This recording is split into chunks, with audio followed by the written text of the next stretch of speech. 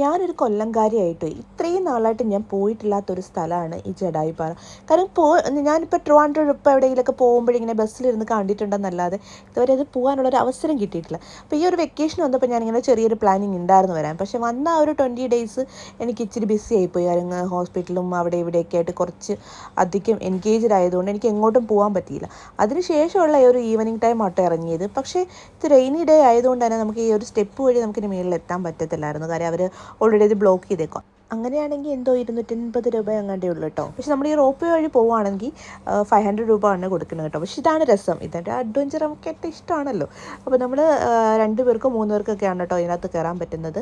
അപ്പോൾ ഇതൊരു 3 റോപ്പ് വേണ്ട ഒരുമിച്ചാണ് പോകുന്നത്. അപ്പോൾ എൻ്റെ ഫ്രണ്ടിലൊരു റോപ്പ് വേണ്ടാണ് എനിക്ക് അധികം ഇങ്ങനെ കാണാൻ പറ്റുന്നില്ല. എന്നാലും കുഴപ്പമില്ല, മുകളിലെത്തി കഴിയുമ്പോണ്ടല്ലോ നമ്മൾ ചെറുതായിട്ട് പേടി തോന്നും. കാര്യം എന്ന് വെച്ച് കഴിഞ്ഞാൽ എങ്ങാനും പൊട്ടി വീർന്നാൽ തീർന്നില്ലേ, അത്ര ഹൈറ്റിലാണ് കേട്ടോ പോകുന്നത്.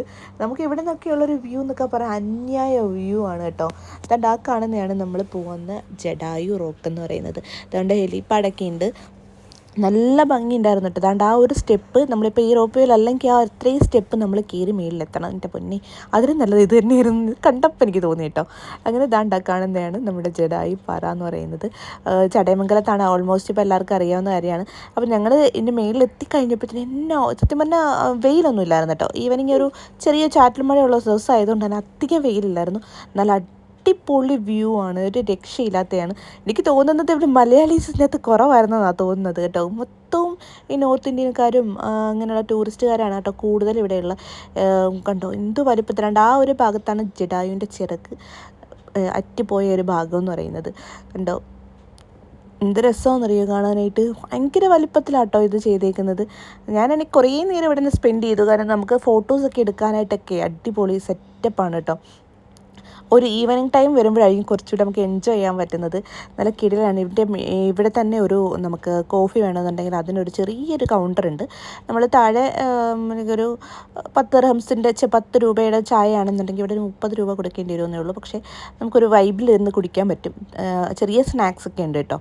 ചെറിയൊരു സ്നാക്സും ഒരു ചായയൊക്കെ മേടിച്ച് കുടിച്ചിട്ട് അവിടെ ഇങ്ങനെ നിന്ന് കറങ്ങി കുറച്ച് ഫോട്ടോസും ഒക്കെ എടുത്ത്. കാരണം എന്ന് വെച്ചാൽ നമുക്ക് എല്ലായിടത്തും ചിലപ്പോൾ ഭയങ്കര ക്രൗഡായിരിക്കും. നമുക്ക് അങ്ങനെ ഫോട്ടോസ് എടുക്കാനോ അങ്ങനെയുള്ള കാര്യത്തിനൊന്നും ടൈം മീൻസ് സ്പേസ് ഉണ്ടാവില്ല. പക്ഷെ ഇവിടെ അങ്ങനെയല്ല കേട്ടോ, നമുക്ക് ഇഷ്ടംമാതിരി സ്പേസ് ഉണ്ട്. അധികം ക്രൗഡൊന്നും ഉണ്ടായിരുന്നില്ല. ഞാനൊരു വീക്കെൻഡിലല്ല കേട്ടോ പോയത്, അതുകൊണ്ടായിരിക്കാം ചിലപ്പോൾ ഇത്രയും ക്രൗഡ് ഇല്ലാത്തത്. ബട്ട് ആ ഒരു സ്പോട്ട് കിടിലൻ സ്പോട്ടാണ്. ആ ഒരു ഏരിയയിലൊക്കെ എന്ന് വെച്ചാൽ നമുക്കൊരു സൺസെറ്റ് ഒക്കെ കാണാൻ പറ്റും. അടിപൊളിയൊരു വ്യൂ ആണ് കേട്ടോ ആ ഒരു ഏരിയയിലൊക്കെ. അപ്പോൾ ഞാൻ ആ ഒരു ഏരിയ നിന്നിട്ട് കുറച്ച് നേരം ഞാൻ സത്യം പറഞ്ഞാൽ ഇവിടെ സ്പെൻഡ് ചെയ്തോളൂ. അത് കൂടുതലായിട്ട് കാണാനൊന്നുമില്ല, ജസ്റ്റ് നമ്മൾ ഈ ഒരു ശില്പത്തിന് ചുറ്റും ഒന്ന് കറങ്ങുക. പിന്നെ അവിടെ ഒരു ടെമ്പിൾ ഉണ്ട്, ടെമ്പിൾ പോകുന്നവർക്ക് മാത്രം വേണമെങ്കിൽ പോകാം. ഞാനത് പ്ലാൻ ചെയ്ത് വരുന്നത് അല്ലാത്തത് കൊണ്ട് ഞാൻ അങ്ങോട്ട് കയറിയില്ല. ആ ഒരു ഏരിയയിലൊക്കെ നമുക്ക് അതിൻ്റെ ഈ ഓരോ പൂജകളൊക്കെ ഉണ്ടല്ലോ, അതിന് പ്രത്യേകം പേയ്മെൻറ്റ് നമ്മൾ കൊടുക്കണം കേട്ടോ. ഈ ഒരു വ്യൂ എന്ന് പറഞ്ഞാൽ അന്യായ വ്യൂ ആണ് ഗൈസ്, ഒരു രക്ഷയില്ല. കണ്ടോ, ഇതാണ് ആ ടെമ്പിൾ.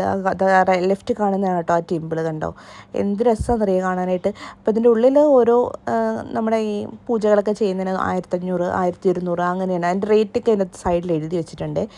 കണ്ടോ മൊത്തം ടൂറിസ്റ്റും എനിക്ക് തോന്നുന്നു മലയാളീസ് ഇല്ല ഇതിനകത്ത്. എല്ലാ നോർത്ത് ഇന്ത്യക്കാരും ഇവരൊക്കെ ഉള്ളു കേട്ടോ. ഞാൻ വിളിച്ചിട്ട് ഞാൻ ചെന്ന സമയത്ത് എനിക്ക് തോന്നുന്നു ഞാൻ മാത്രമേ ഉണ്ടായിരുന്നുള്ളൂ മലയാളി.